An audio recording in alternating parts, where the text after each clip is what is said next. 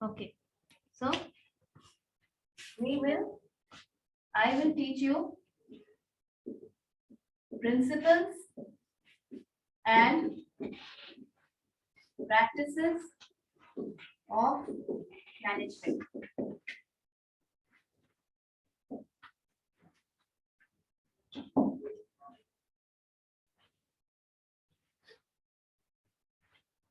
Principles and practices of management. First, you tell me, what do you understand by management? क्या समझ में आता है मैनेजमेंट से? What is that you understand by management? Just किताबी language में नहीं, एकदम नॉर्मल बोलचाल की भाषा में पहले समझिए और समझाइए कि मैनेजमेंट किसको कहते हैं. मैम मैनेजमेंट जस्ट लाइक अपने नीचे जितने भी वर्कर्स काम कर रहे हैं उन्हें सबको एक साथ लेकर चलना, एक उन्हें गाइड करता रहना, प्रमोट करना और सभी को इक्विवेलेंट तरीके से ये उत्साहित करते रहना और मोटिवेट करते रहना. और स्कूल में, कॉलेज में कभी सरस्वती पूजा ऑर्गेनाइज किया है? क्या करते हैं इसको करने में? स्क्रैच से बताइए. Tell me from zero, what is this Saraswati Puja? And if you organise this in your college or school, what were the things you kept in mind? बिल्कुल शुरू से स्टार्ट कीजिए. क्या क्या किया बताइए. सबसे पहले हम लोगों को चंदा इकट्ठा करना पड़ता है. चंदा इकट्ठा करना पड़ता है. सभी स्टूडेंट्स कलेक्शन लिखे. Yes ma'am, collection. Next. Second ma'am हमें जाके वो स्टैचू के ऑर्डर देने पड़ते हैं ताकि वो बन के तैयार रहे जिस दिन हमें चाहिए. ओके. स्टैचू. देन उसके बाद ma'am decoration. Decoration. Yes ma'am, decoration और लोग डीजे वगैरह बजाते हैं. DJ, music. Yes ma'am. उसके बाद मैम हर किसी को इनविटेशन देना जरूरी है. जिस दिन आपको उस दिन आ जाइए. उसके बाद ये मैम पंडित की व्यवस्था, पंडित को ये इनविटेशन भी देना पड़ता है. उसके बाद ये फल फूल पूजा की सामग्री जितनी भी है. पूजा एसेंशियल्स लिखे इसको. Yes ma'am. और बताइए. किया जाने के बाद पूजा हो जाए. उसके बाद प्रसाद वितरण. ठीक है. उसके बाद मूर्ति विसर्जन. मूर्ति विसर्जन. एंड देन आफ्टर डेकोरेशन को खोलना पड़ता है, वाइंड अप करना है. ठीक है. विसर्जन लिख देते हैं इसको. Winding up the process, winding up the event. Yes ma'am. लिखे. और कुछ जोड़ेंगे आप?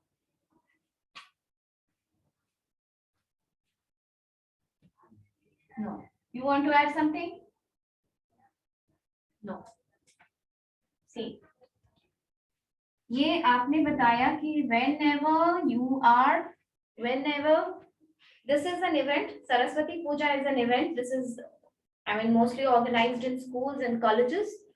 They do, and students organize it. Why I am citing this as an example for your first class of practices of management is that it will be easier for you to draw parallel to the theories in management. That way. Okay? If you understand something by practical examples, the very basic examples around you, you will be able to relate it with your books in a more proper and easier way. And a very good thing about management is that everything is practical. Whatever is there in book, in practical, you must have seen it everywhere. You must not know the name. You might not know the names, but you have experienced it. This is a basic event. This is organized in schools and colleges. Okay. Now you see, अगर हम इसको ऐसे रखें, the first thing to do whenever you plan anything, say for example, you must have planned for Teachers' Day celebration also. What do you do the first thing? ये collection, decoration, ये आप सीधा तो नहीं मंगवा लेते हैं दुकान जाकर. You don't go to the shop straight away and ask for the decorations. First you plan. Planning. You do plan, right? If you have decided that you will celebrate Saraswati Puja, you take out a copy, you take out a pen, and then you sit among your friends, okay? And then you plan, right? What do you plan? You plan that on Sunday or on Thursday, it is Saraswati Puja. We are going to organize a Saraswati Puja event, right? So, planning में आप क्या responsibility रखते हैं? Plan करने के time पे ही आप पहले ये देखते हैं कि कितने जगह से चंदा इकट्ठा करना है, राइट? आप ये डिसाइड करते हैं कि इतने इतने लोग देंगे तो अप्रोक्सीमेट बजट आपका इतना बनेगा, अप्रोक्सीमेट बजट, क्योंकि आपने जितना डिसाइड किया हो सकता है कि उससे कुछ ज्यादा मिले या ज्यादा कम भी मिले. People are not willing to give you that amount. तो प्लान करते हैं आप कि आप कितना चंदा इकट्ठा करेंगे.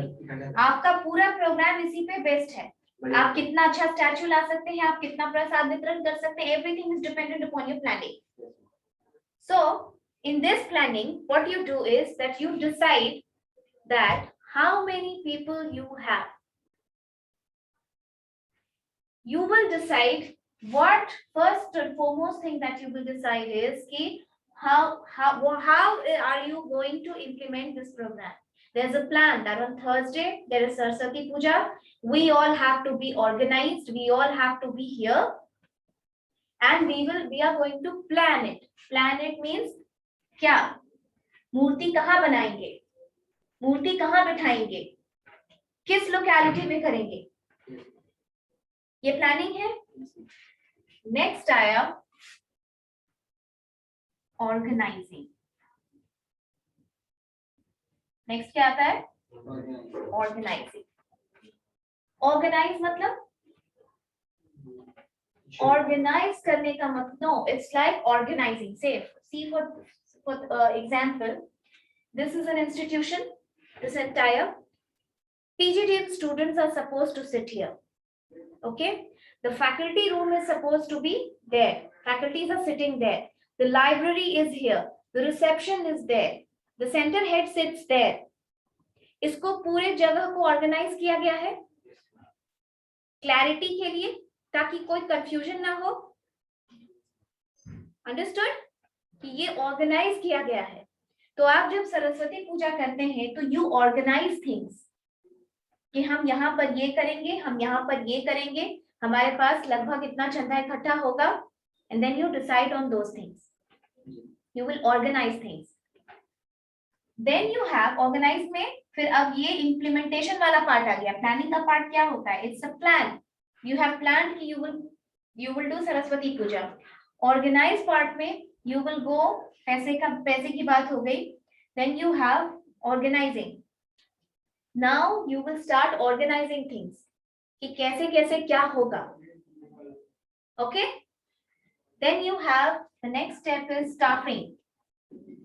अगर हम इसको ऐसे staffing की तरह बोलें, staffing मतलब कौन कहाँ क्या काम करे. हाँ, सारे लोग, इतना बड़ा इवेंट कोई एक ही आदमी तो नहीं कर सकता है. एक आदमी मूर्ति का रिस्पॉन्सिबिलिटी लेगा कि वो स्टैचू का ऑर्डर देना और उस स्टैचू को लेकर के आना, ये सब किसी एक बंदे पे छोड़ दिया जाएगा. ये तुम्हारी जिम्मेदारी है, हम लोग इसके बीच में नहीं पड़ेंगे. राइट?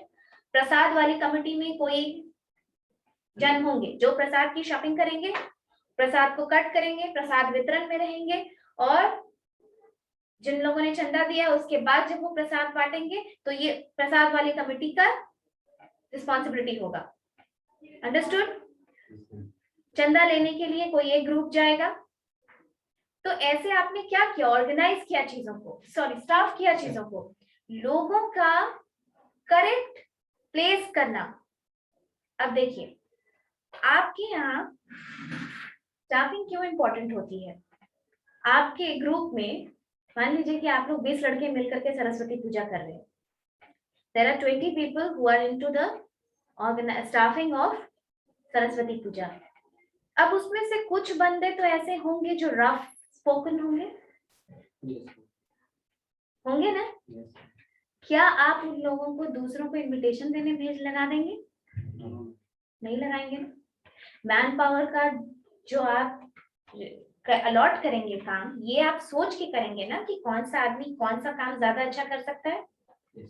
अगर कोई रफली स्पोकन है, बात ठीक से नहीं कर सकता है, सॉफ्ट स्किल्स नहीं है बात करने की, और बाहर जाके वो घर में चंदा मांग रहा है और वो कोई चंदा नहीं देता है, तो उसको तरीके से परसुएट किया जाता है. यू परसुएट प्रॉपर्ली कि सरस्वती माता के नाम पे हैं, हम लोग स्टूडेंट्स हैं, एक तरीके से, ताकि सामने वाला आपको देने के लिए तैयार हो. अगर वो रफ बंदे को आप उस काम पे लगा देंगे तो वो आपका काम बिगाड़ेगा, वो पैसा नहीं देगा, ये चिल्लाना शुरू करेगा. कन्विंसिंग पावर नहीं है, या ऑन द कॉन्ट्ररी वो रफ भी बोलेगा. और उस एक लड़के की वजह से आपका पूरा ग्रुप बदनाम होगा कि ये लड़के कर रहे हैं, छोड़ो चंदा मत दो. ये होगा कि नहीं होगा? तो स्टाफिंग का मतलब ये होता है कि किस बंदे से आप उसका बेस्ट निकाल सकते हैं. हर इंसान में कुछ अच्छी और कुछ खराब बातें होती हैं. तो जो स्टाफिंग का प्रैक्टिस है मैनेजमेंट का, इसका मतलब है तुम्हारे अंदर क्या बेस्ट है, हम उसको एक्सप्लॉइट करें ताकि हम बेस्ट आउटपुट दे सकें. समझ में आई बात?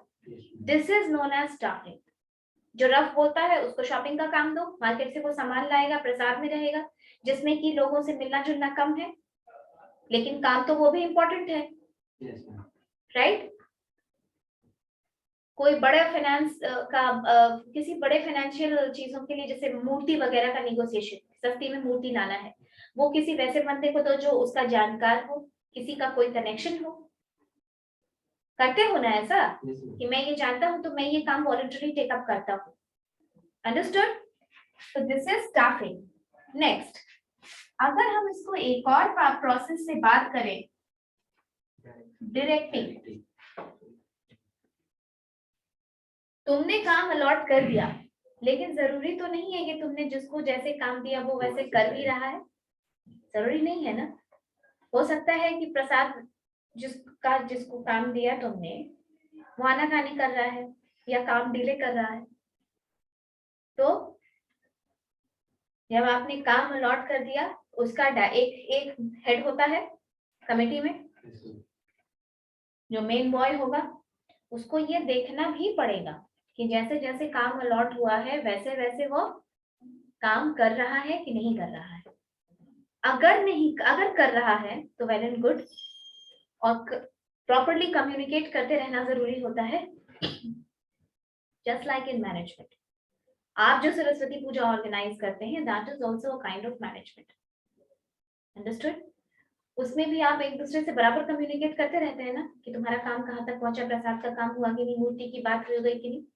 ऐसा तो नहीं कि सब डिस्ट्रीब्यूट कर दिया काम और किसी को मतलब नहीं.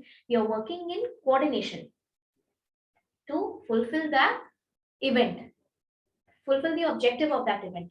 Understood? डायरेक्टिंग का मतलब है आप उससे कम्युनिकेट करते रहिए, आप उसको लीड कीजिए. यानी जो हेड होता है, सारा काम अलॉट होने के बाद भी अगर कोई काम नहीं कर पा रहा है तो वो किसके पास जाएगा? हेड के पास जाएगा, और वो उसको लीड करेगा ना कि ठीक है, तुमसे नहीं हो पा रहा है तो I will show you the directions. Understood? वो होता है डायरेक्टिंग. और अगर सब कुछ ठीक होने के बावजूद कोई सही से काम जानबूझकर नहीं कर रहा है, then there will come commanding. तब आपको कमांड देना पड़ेगा कि तुमको ऐसे करना है और तुम ऐसे करो. थोड़ा सा डांटना जिसको कहते हैं, वो भी जरूरी हो जाएगा कुछ लोगों के लिए. ठीक है? लास्ट स्टेप की अगर हम बात करें, लास्ट स्टेप क्या होगा? नहीं, डायरेक्टिंग में कमांडिंग आता है. लास्ट स्टेप आएगा कंट्रोलिंग.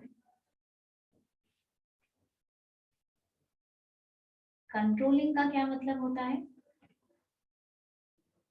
क्या समझते हैं? सरस्वती पूजा में कंट्रोलिंग का क्या मतलब समझेंगे?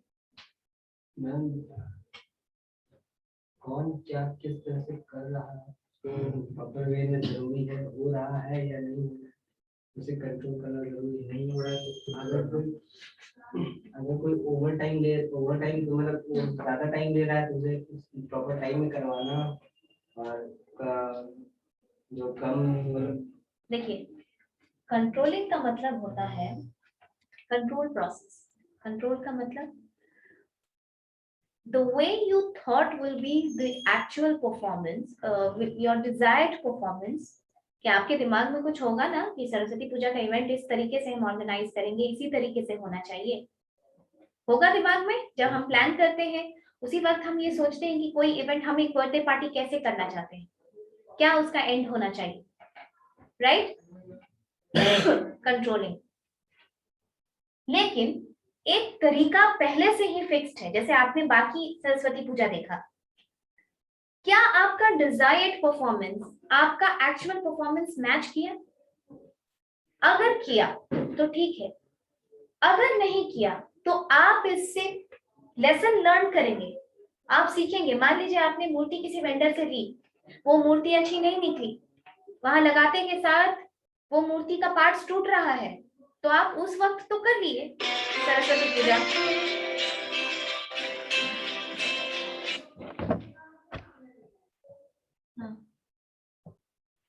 ओके, तो वी वर टॉकिंग अबाउट कि वो मूर्ति अच्छी नहीं आई, वो मूर्ति आपने अच्छी समझ करके ली, पर वो मूर्ति का पार्ट झड़ना शुरू हो गया लाने के बाद, और विसर्जन करने के पहले ही आधी मूर्ति टूट गई, तो ये तो खराब है, खराब बात है, वो दिखेगा लोगों को।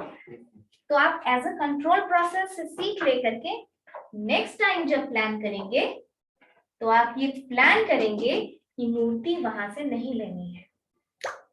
समझ में आई बात? तो control process is also a major which will give you a lesson to plan accordingly the next time। समझ आई बात? सरस्वती पूजा के एग्जाम्पल से आप ये चीज समझे, चार पांच चीजें समझे। यही होता है 5 functions of management। Understood? Yes. Any process in management comprises of these 5 elements, 5 functions of management: planning, organizing, staffing, directing, and control। Okay, ये होता है 5 functions of management। ये यूनिवर्सली एक्सेप्टेड प्रिंसिपल्स है। अंडरस्टूड? लिख लीजिए, लिखना है।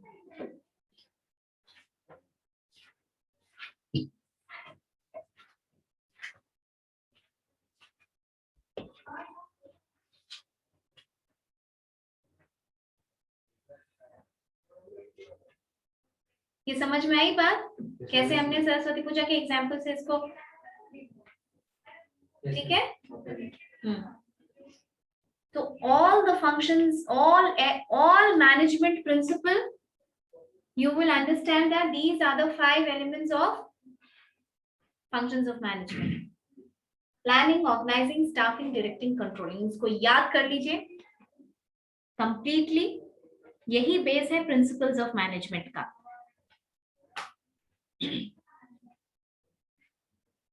इन सबको हम और डिटेल्स में बताएंगे।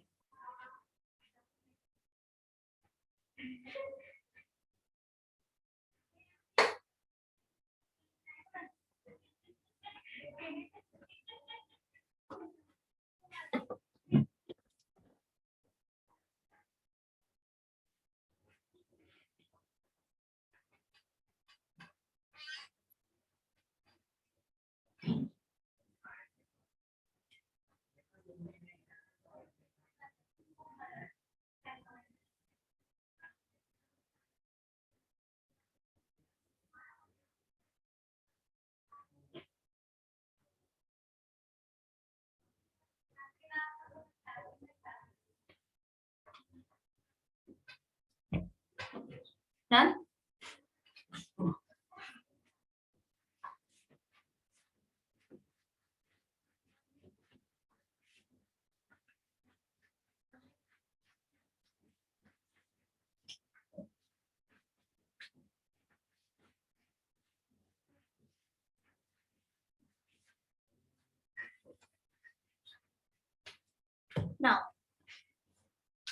एक क्वेश्चन बोला जाता है, देयर इज अ क्वेश्चन कि इज मैनेजमेंट एक्चुअल में क्या है?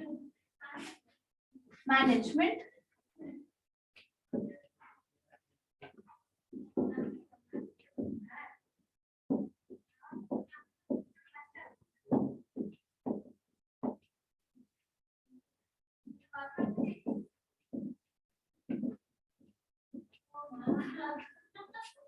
दिस इज सेड कि मैनेजमेंट क्या है? Is it science? Is it science? Is it arts?